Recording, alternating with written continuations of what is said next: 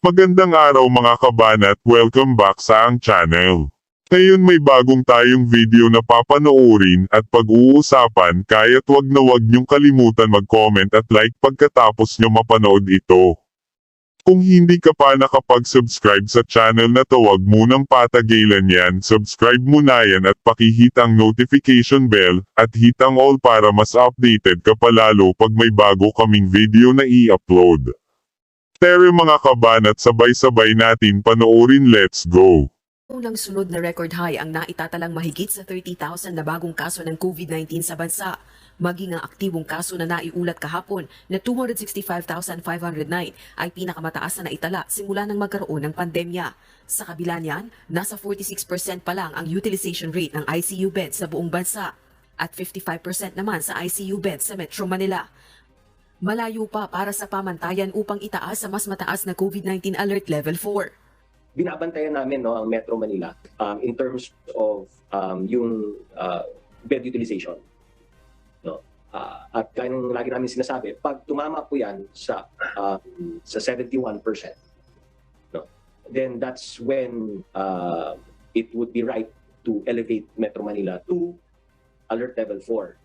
Kahapon, nagdesisyon ng Interagency Task Force for the Management of Emerging Infectious Diseases o IATF na manatili ang COVID-19 Alert Level 3 sa Metro Manila simula bukas January 16 hanggang sa katapusan ng Enero. Bukod sa Metro Manila, nasa Alert Level 3 din ang 54 na iba pang lugar sa bansa.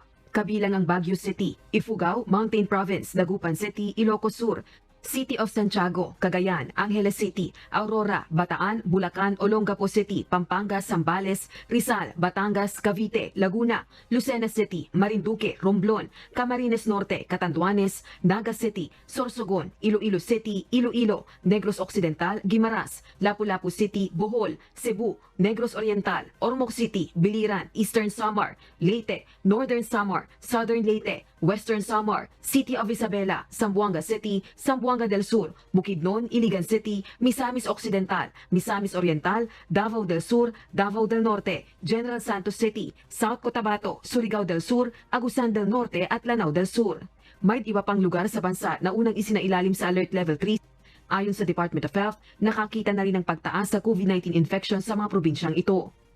Meron na ho tayo mga ibang areas that we have escalated to Alert Level 3 dahil tumataas po ang mga kaso sa kanilang lugar, and similar to the trends when NCR started to have this increase in cases, ganun din po yung nangyayari sa kanila. Meron pong doubling time na mabilis at yun pong pagtaas talaga ay biglaan. Alert Level 2 naman ang 22 mga probinsya mula January 16 hanggang 31, 2022, partikular na sa Apayao, Batanes, Palawan, Puerto Princesa City, Masbate, Siquijor, Zamboanga del Norte, Zamboanga Sibugay, Camiguin, Lanao del Norte, Davao de Oro, Davao Occidental, Davao Oriental, North Cotabato, Sarangani, Sultan Kudarat, Dinagat Islands, Surigao del Norte, Basilan, Maguindanao, Sulu at Tawi-Tawi. Ayon sa Malacanang, bagaman mas nakahahawa ang Omicron variant, hindi mataas ang severe at critical cases sa Metro Manila. Nakaakibat nito bunsod ng vaccination program ng pamahalaan at pakikiisa ng publiko sa health protocols kontra COVID-19. Tulad ng binanggit ko, itong pag-usapan natin, itong critical na talaga, hindi na biro. Although ito naman ay sa buong mundo nangyari, pero siyempre iba sa Pilipinas dahil tayo ito, mga Pilipino, ang problema sa COVID-19. Kahit na binanggit na ng Department of Health noon, nagpapatunay lang na matindi at patuloy na tataas. Tulad ng sinabi ko, mahigit na 39,000 ang nagpositibo ngayong araw na ito. Ito ay doon lang po sa mga nagpa-swab test. Doon lang po sa nagpunta sa laboratory at nagpa-test sila. Maraming may sakit na sa bahay, hindi na po nagpapalaboratory. Mas marami yun. Kaya baka doble na ito. Katunayan, marami pang mga laboratory, sabi ng Department of Health, na hindi pa nakakapag-update, hindi pa nakakapag-report kung ano ang nangyari sa kanilang operation ngayong araw. Ibig sabihin, itong 39,000 plus na ito, kulang pa ito, parang inisal pa lang. Intindihan, no? So talaga hong mahaba-habang labanan ito, kaya ingat lang po. Sabi nga ng mga doktor, nung una, mild lang ang Omicron variant, ngayon hindi na. Delikado, mas matindi ang tama, lalo na doon sa may mga dati ng sakit. Okay? So ayan po, paalaala natin at pagtulong na rin. Huwag kayo mawala ng pag-asa, basta gagaling po kayo. Pahinga lang, pagkain, vitamins at mga gamot na kailangan diyan sa ubo, sipon, sakit ng ulo, trangkaso, COVID. Ganun ang dating eh. Okay? Sige. Samantala, ito pong pangalawang issue na ating pag-usapan. Habang papalapit ang opisyal na kampanya by February 8 na ating binabantayan, dito mas seryoso ng laban eh. Seryoso na kung mga issue ang pag-uusapan dyan. Kaya nga ang tanong ko mayroon pa bang natitira?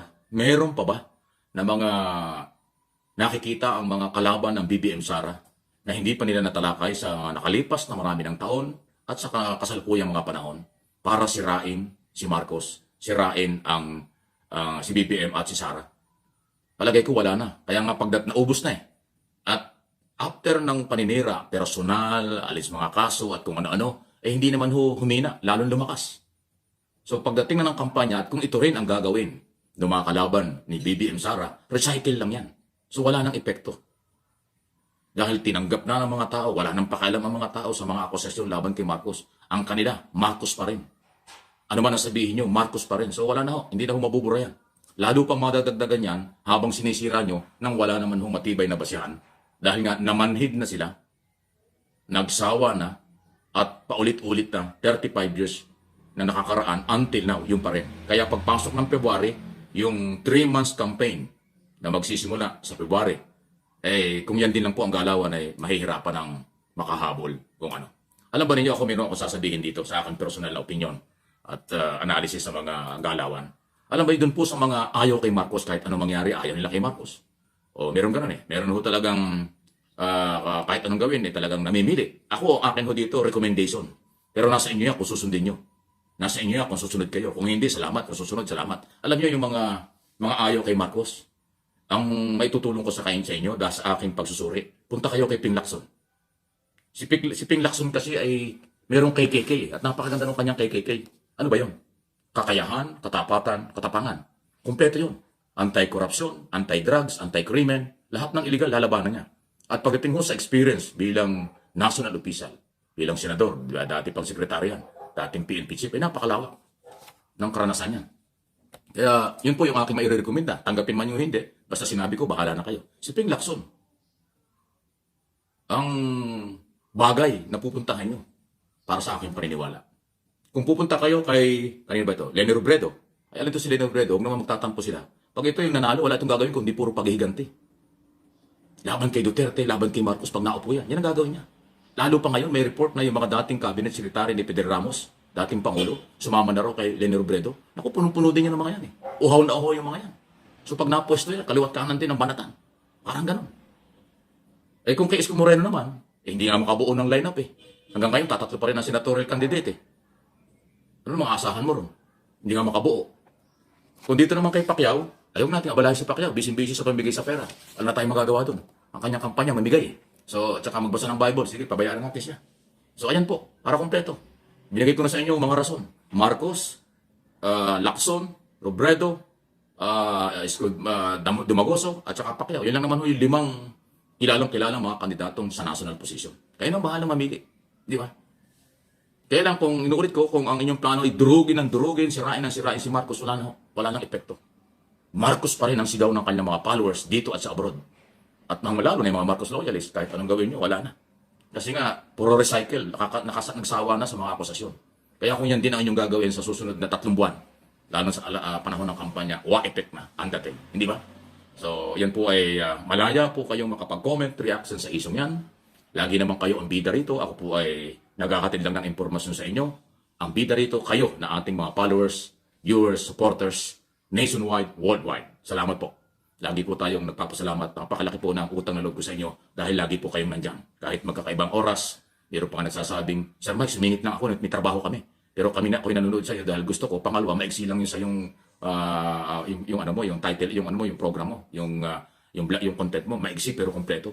Mas gusto namin yung kaysa sa iyo mahaba, puro kwento-kwento. Ito direct to the point. Ganun po talaga. Ayaw kong abalahin kayo. Kaya gusto kong maiksi, detalyado, ayaw ko ng mahabang usapan. Okay? Para hindi namin kayo naabala. Marami po salamat. At dyan na nga nagtatapos ang ating video mga kabanat at ano ang reaction mo sa video na to paki-comment na lang po dyan sa comment section at isa-isahin ko yan babasahin yan ating pag-uusapan sa comment section at wag mo nga kalimutan hit ang like, subscribe at pakihit ang notification bell para mas lalo po kayong updated. Maraming salamat kabayan hanggang sa muli nating pagkita-kita.